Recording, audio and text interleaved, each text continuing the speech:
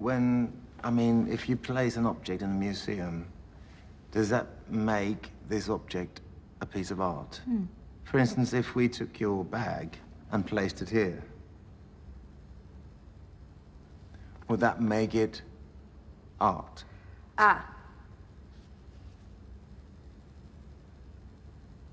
Okay. Congratulations to both of you. I think you guys both did an amazing job. I want to ask you first, what drew you to your character, Christian?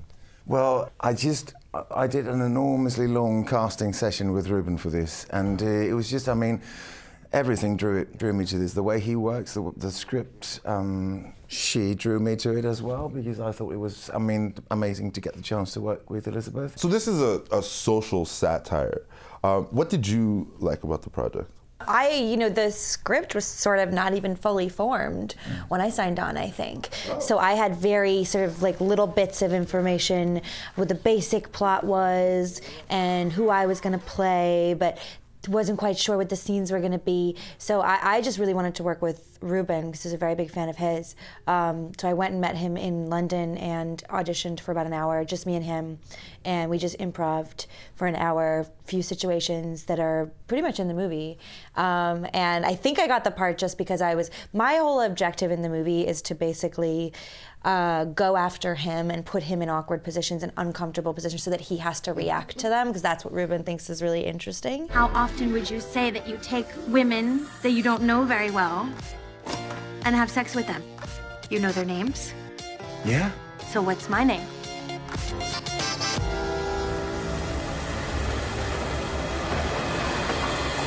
What did you say? Well, because I basically was arguing about you sleeping with me and then not having a relationship with me. And I said, is that the kind of example that you want to set for your daughters? Oh, wow. Do you think that's a good idea? Boom, just right boom. there. Do you think that that's good? Is that what you want them to grow up to be? Oh, God, Was sleeping with random men and terrible. then never speaking to them again? Is that what you want for them? I have to ask you, where did the inspiration for this story come from? Well, in 2011, I made a film that was called Play. And that was about really young boys robbing other young boys in the center of the city where I live in Sweden. And this was going on for a long time in a mall. There was something that was interesting, or also a little bit scary, was that no adults actually tried to stop these robberies. And I talked to my father about this, and he was talking about an attitude change in society. In the 50s, that you looked at other adults, that someone would help your children if they ended up in trouble. But today we tend to look at other adults as someone that is threatening your children. And it was this attitude change on how we look on our role in society as fellow human beings. Your character plays Oleg, who has these monkey-like behaviors. What was that like for you, and what was your first, initial thought when you were proposed with this opportunity? Well, we had a FaceTime conversation about it, and I watched Force Majeure, and I thought, wow, okay. He's not afraid to take the time to really let things play out, and I think we could do something pretty amazing with this scene.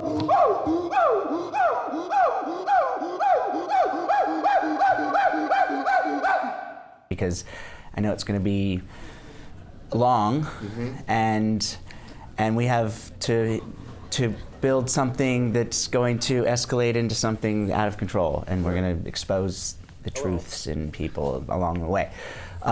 So it was just juicy. It's yes, I'm doing it, And the experience was amazing because it was kind of fun. We didn't know what we were going to do, and we rehearsed a day, and Ruben blocked it out so that we knew marks that we needed to hit.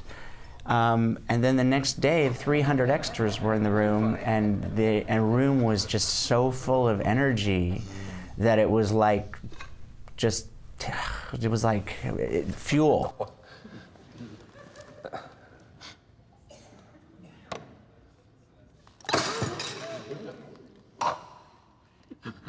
If you haven't seen the film, this is going to sound because of the weirdest No, I saw it. ever. Can you imagine? Just with no... People are like, what no is background this at all. movie?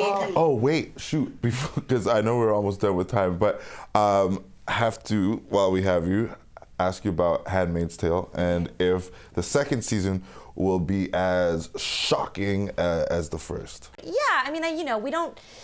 It's a tough question. We don't go for shocking, obviously. We go for truth and things that are interesting and stories that are meaningful to us. That said, of course, we have a standard of darkness that we would like to uphold. And I would say a standard of darkness. Cool. And I would say that, yes, absolutely, we will be trying to exceed that, yes. Your nightmares are going to get worse, basically. Oh, wow.